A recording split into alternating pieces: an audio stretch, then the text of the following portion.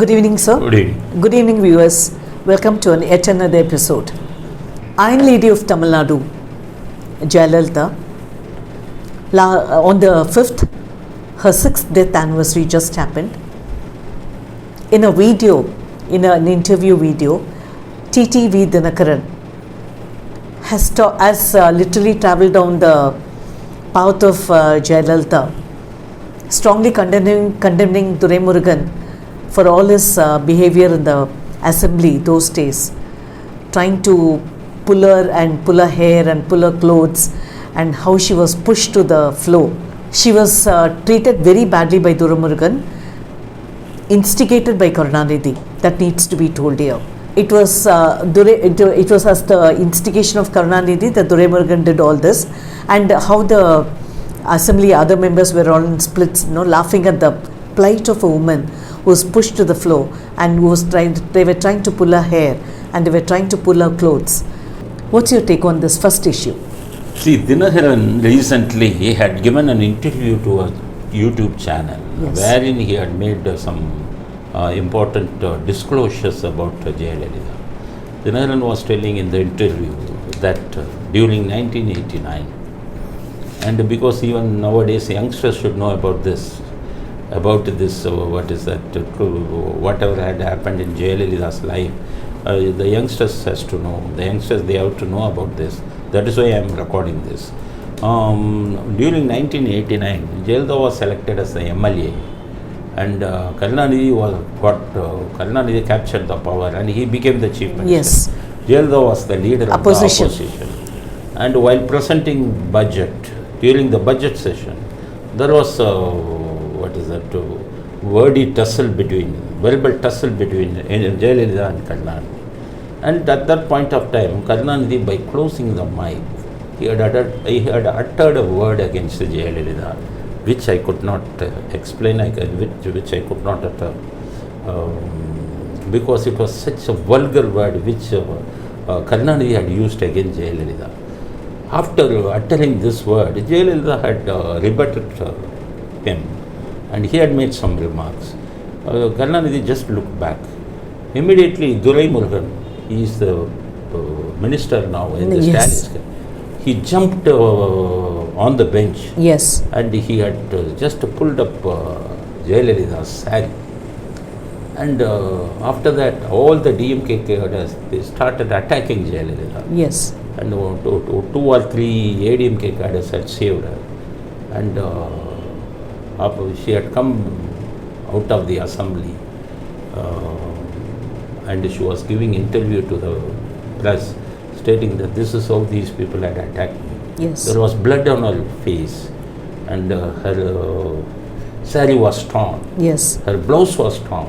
She was showing everything. This is how I was attacked. And Durai Murugan was doing the role of Tujjavana. Yes. So he was talking about, Dinakaran was talking about that incident, and he was telling in the interview that Durai Murugan was acting like a Duchadana, Yes. and he had pulled the saree of Jayalalitha. And nowadays he has been telling that no, I had not done this, but this was not true. I know this because at that time I was at Jayalalitha's residence. He was telling this. Yes. After that, in the same interview, he was giving another important information. What is the information? He was telling in the interview that during 1991, after this incident, Jayalalitha won the election. Yes. And she had become the chief minister. 1991.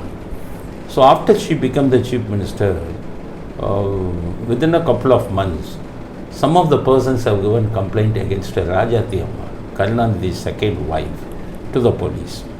What was the complaint?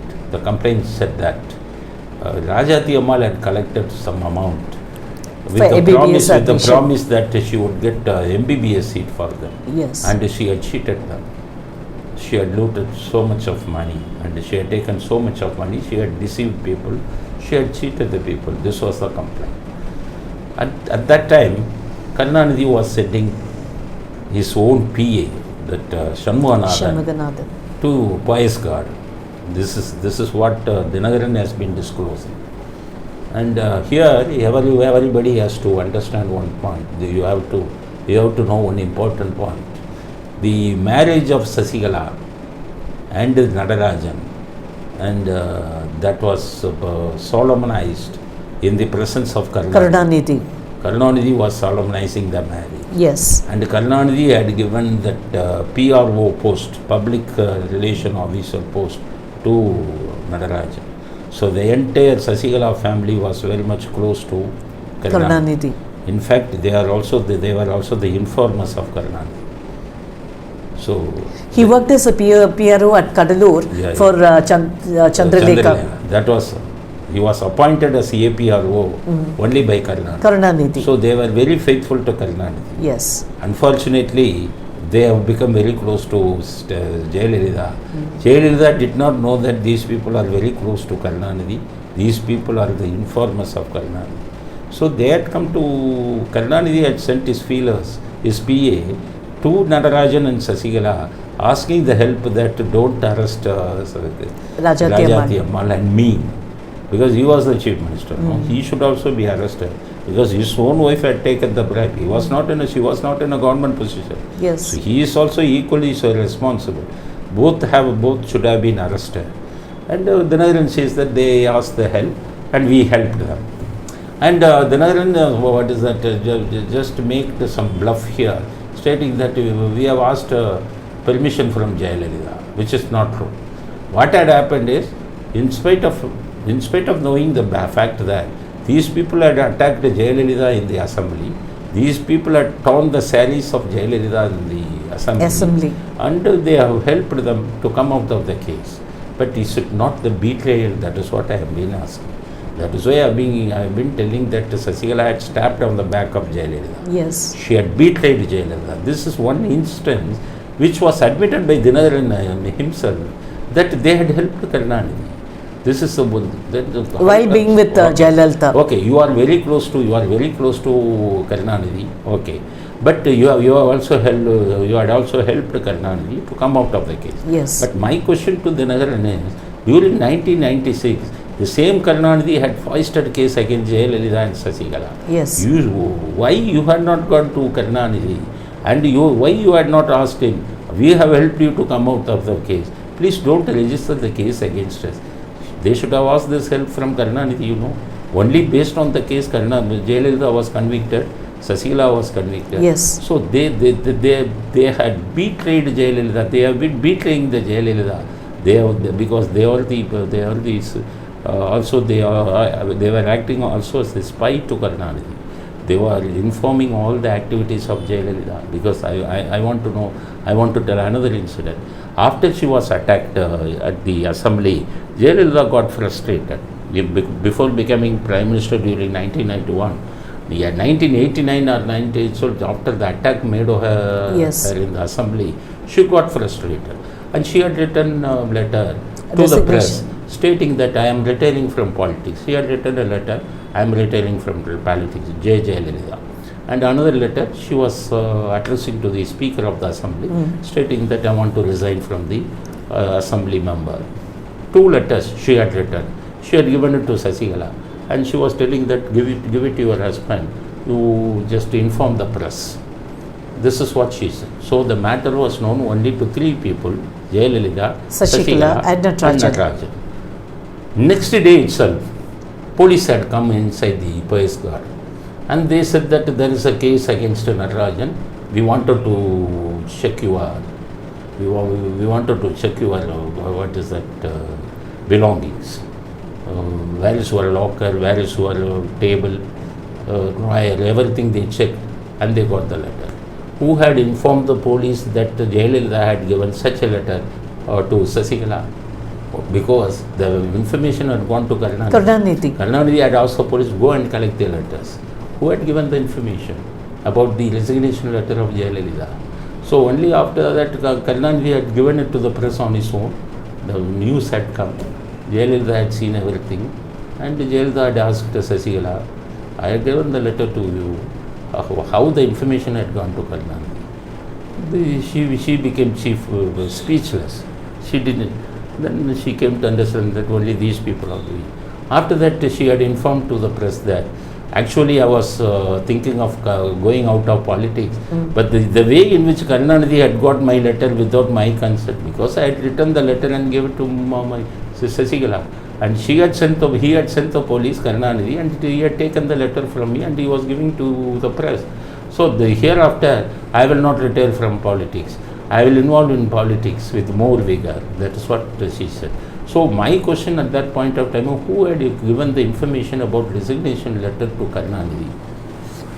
It should have been only these people. Only Sasikala or Nethaji? These people have ditched Jayalalitha. That is what I said. Time and again. And after that, another incident had happened during 2011. That was the period in which Sasikala was sent out of Poise Yes. Garden. Why they have sent off? Why she was sent out of Poise Garden? There were so many reasons. One of the main reason was that, and there was one police officer called T. Rajendra, IPS officer, and he was the commissioner of police, Chennai. He was there for a long period, 3 to 4 years. He was very close to Karunanidhi. During 2006 to 2011, he was. After that, 2011, Karunanidhi got defeated. Yes. Jayalalitha assumed power.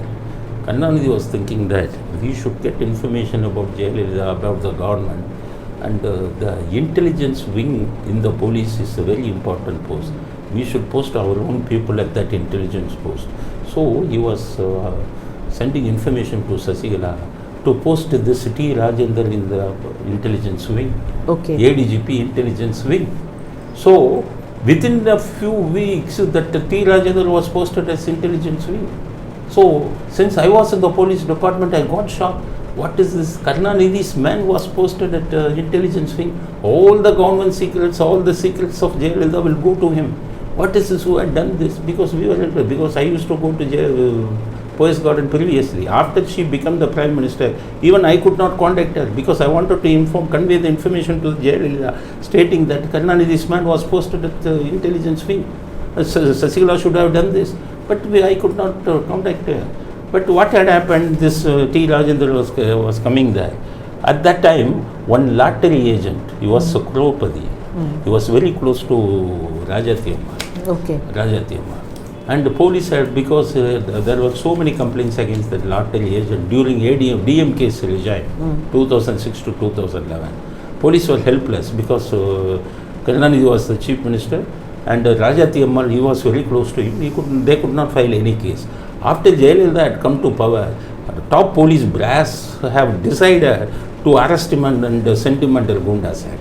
They were making the arrangement. Karunanidhi got the information from his own circle. He was informing Rajati Amma that your own man, that lottery agent who is a Crowpadi, who was spending in crores for you, is going to be arrested. You contact Sasikala. And immediately Rajati Amma was contacting Sasikala.